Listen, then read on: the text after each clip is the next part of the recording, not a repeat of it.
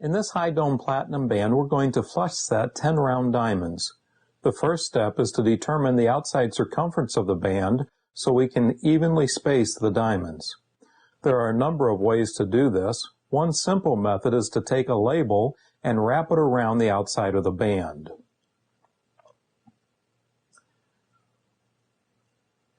Then cut the label apart where it overlaps.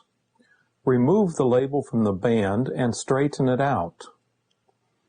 The length of the label is equal to the outside circumference of the wedding band. In this case, the circumference is 65 millimeters, which makes the 10 stones 6.5 millimeters apart. Set your dividers to 6.5 millimeters and mark the location of the center of each of the diamonds around the outside circumference of the wedding band.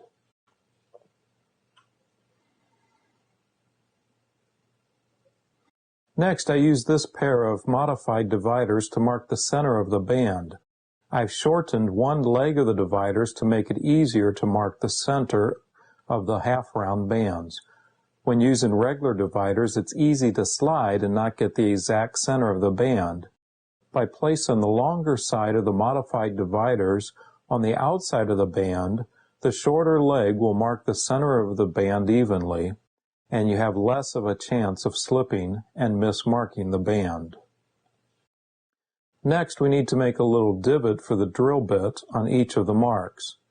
Rather than trying to use a center punch, which is rather clumsy for me, I use a number 51 round bottom graver. Place the graver tip right on the intersecting lines and push down to create a little divot to start the drill bit. Move the band around and mark each of the places for the 10 stones. Next, I use a 1 millimeter drill bit and drill precisely on each of the 10 marks.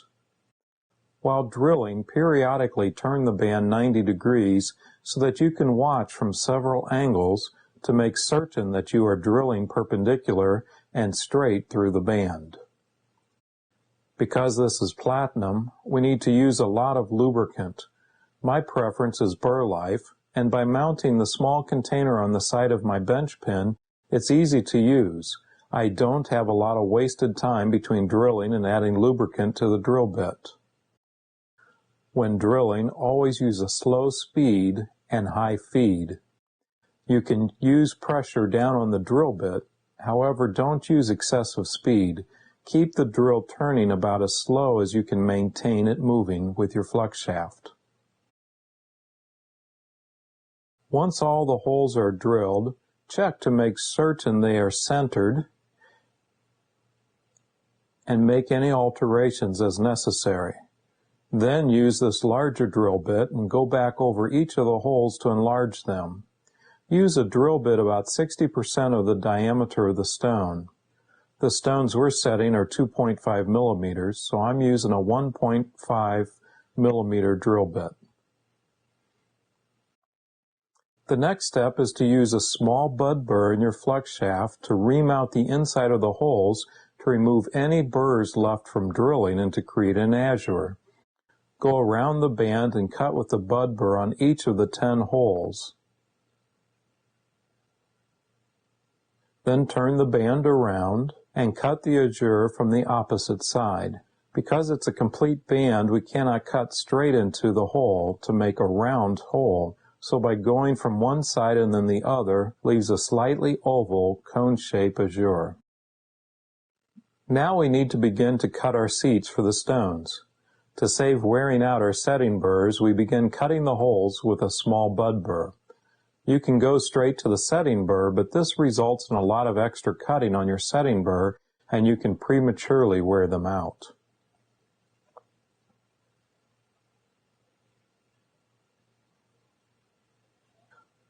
Once the holes are pre-cut, select a straight-sided setting burr that is one size smaller than the stones we're setting.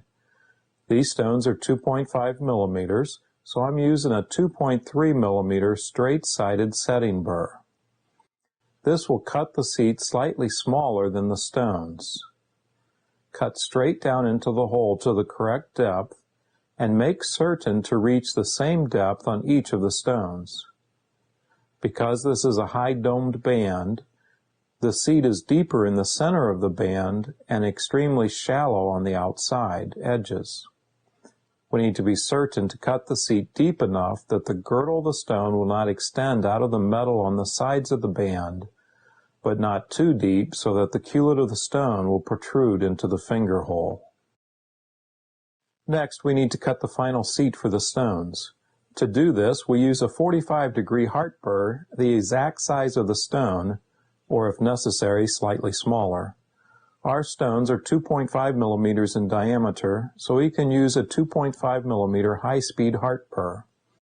To cut the seat, undercut one side and be certain to start your burr right on the line of the seat that was created by the setting burr.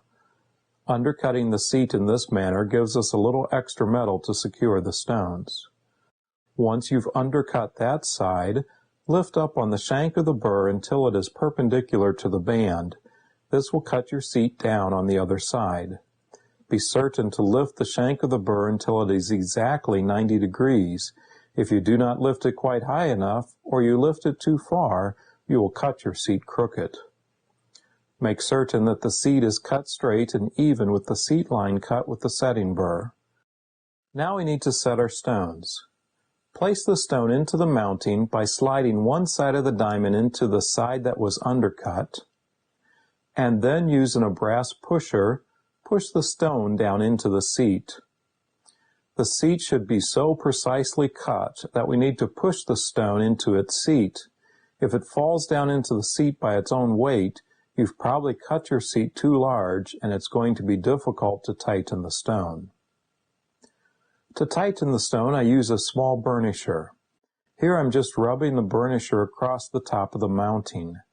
Because the burr we used was not a brand new burr, it's a little dull, and rather than cutting the platinum cleanly, it left a little burr of metal on the top edge of the seat.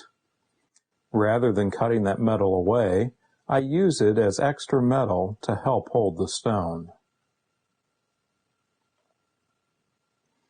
Now to finish the setting, we take the small burnisher and rub the top edge of the metal down onto the stone.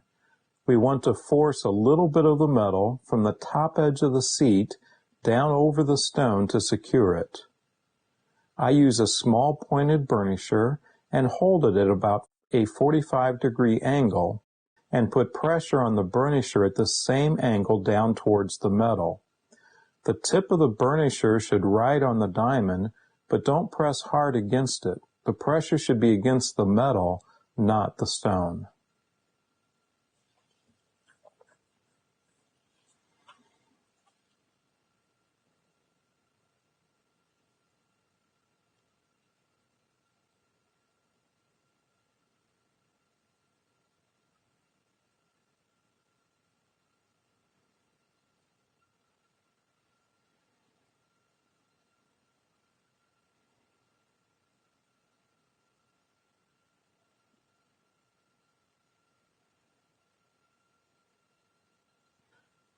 The metal you rub down on the stone will be mostly from the middle of the band.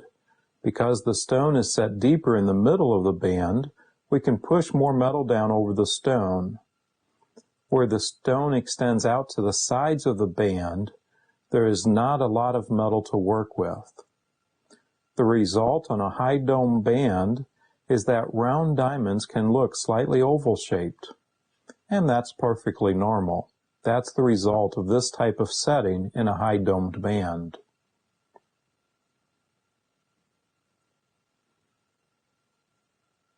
Be certain that the edge of the diamonds at the sides of the band do not protrude out of the metal, that there is metal over the girdle, and the metal near the center is burnished at a 45-degree angle down to the diamond.